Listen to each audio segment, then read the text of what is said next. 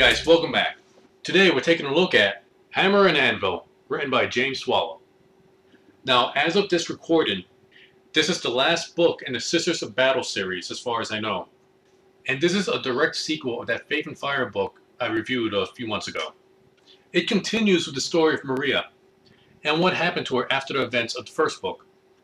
And this book also introduces the Necrons. Now, I'm not too familiar with the Necrons, but from what I understand, this book works off of the 5th edition codex based on the Necrons. So I'm sure a lot of you Necron fans will be able to tell me a little bit more about that. But first, I just wanted to point something out. Now, the character drawn on this cover is supposed to be Sister Maria.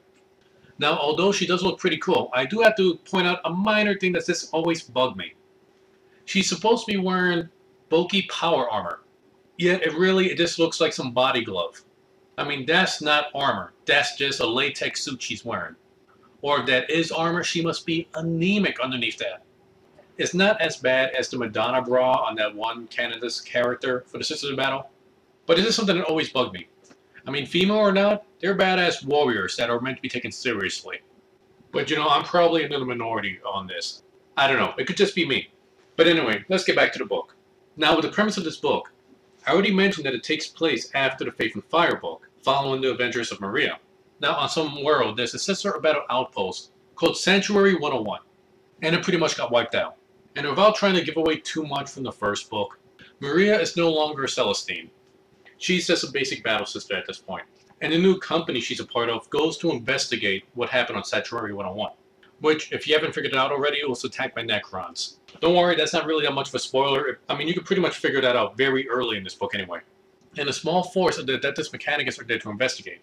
At the time, they don't know that it's the Necrons. Or at least the Sisters of Battle don't know it's the Necrons.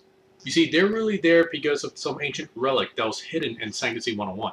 While the Adeptus Mechanicus are there because they're kind of obsessed with Necron technology. And I really like how the Adeptus Mechanicus and the Necrons were written in this book. Now, as I mentioned, I don't know much about the Necrons. But from past books that I've read that had Necrons in them, Necrons are pretty much mindless robots.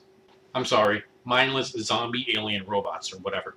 But in this book, it gives them more of an intelligence. They're not mindless killing machines. And I'm assuming that has to deal with the fluff from the 5th edition Necron Codex. And the Adeptus Mechanicus, well, the tech priests at least, they seem to be kind of like a human version of the Necron, or half human, half robot. Because all of the adepts of the Adeptus Mechanicus, they're trying to make themselves robots to begin with. They want to be intelligent robots. And that's essentially what the Necron are. And I thought this book did a very good job in trying to show how thin that boundary was between the Adeptus Mechanicus and the Necron. But anyway, as I was saying, the Adeptus Mechanicus are there because of the Necron. The Sisters of Battle are there because they're looking for this ancient relic. And there's a desert cloak ninja around that's kind of messing stuff up for everybody. So let's just quickly talk about the characters. As I already mentioned, Maria isn't a Celestine anymore. She's just a basic rank and file Sister of Battle right now. But her current sergeant really does not like Maria. I don't know if Maria is doing this passive aggressiveness thing against her sergeant, or if the sergeant is just kind of reading into things that aren't really there. But I really do like the conflict between the two characters. But now Verity, okay, I couldn't say the name before, I'm not going to be able to say it now. But the Hospitator, yeah, I had trouble saying that one too, is there with Maria. Along with Maria's old squad, they decided to tag along with her. Now, when I was mentioning the Hospitator in the first book, Faith and Fire, I did mention in how she would always flip-flop from being competent and incompetent, but I was finally able to figure out what she is in this book, finally. She is not a tough girl that knows what she's doing, but she likes to pretend she is. There are many situations in this book where she will try to act tough, but then if somebody gives her a stern look, she'll just shrivel away. So it's great, we finally got consistency with her. Now let's talk about Tegus. He's that tech priest I mentioned earlier.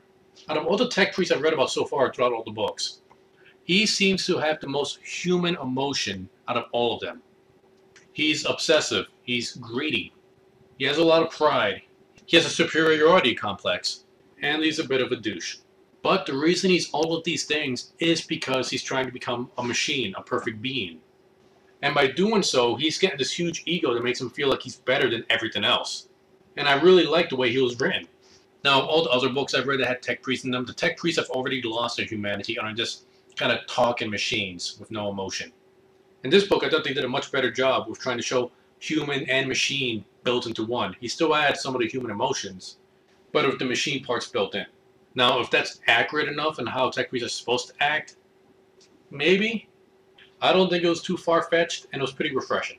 And then you have the Cloaked Desert Ninja. Well, that's all I'm going to say about that character. You could read the book and find out about it yourself. So anyway, let's go into the story. The new company Maria is part of goes to investigate what happened to Sanctuary 101. All of the Sisters of Battle that were there were wiped out. There's no evidence as to what attacked the Sanctuary, and they can't find a special relic that was hidden there. The guys from the Mechanicus, they're kind of doing their shady business, trying to work their own agenda, until the Necrons show up and start causing trouble again. And that's what the new squad that Sister Maria is part of goes into some weird Necron complex that's like in another dimension, in another world, somewhere. And they're trying to search for a way out, trying to figure out what's going on, and trying to find the ancient artifact, while the rest of the company is trying to deal with the new Necron menace. And while a lot of that might sound kind of basic, that doesn't really make it a bad read. It just makes it a very easy read, a very fun read. Now, is it better than Faith and Fire? It depends on how you look at it. Some aspects work better than others, you know? I like what they were doing with the Necrons and the Adeptus Mechanicus. I didn't know much about the Necrons before this, aside from the fact that they were zombie alien robots. And this book really helps out with the fluff on that. Assuming that it's all accurate, of course. The Sisters of Battle, I wouldn't exactly say that they were all completely awesome. Or it could just be that the Necrons are just so incredibly powerful that the Sisters of Battle just couldn't keep up. It didn't add too much of the fluff on the Sisters of Battle, so you don't really learn much more than if you read the first book. But do you need to read that first book to really get this book? And the answer is, This book does a fairly good job on trying to tell you just enough details you need to know from the first book about the characters, so you kind of get what's going on in this book. Really, all you need to know is that Sister Maria used to be Celestine, she's not anymore, and her friends are tagging along to help her out. That's pretty much all you really need to know, so you don't need to read the first book. But it does really help you understand the characters better. Because if you start off with this book, you won't really understand Maria that well. I don't think this book really expanded on the character, so she'll probably just seem like a basic character. You know, the kind of character that needs to be there just to push the plot along. But of course, if you read the first book, you would understand the character a lot better. But overall, I think it was a good read. You get to learn some fluff in the Necrons. If you're a fan of the Sisters of Battle, I think it's a definite read. If you want to learn some fluff in the Necrons, it's not bad. Again, I'm assuming all the Necron fluff is correct in this book. But overall, I liked it. Now, that's it for the Sisters of Battle for now. Next week, I'll be finishing the Dawn of War series of Dawn of War 2. Till then, those are my opinions. Take them for what they're worth.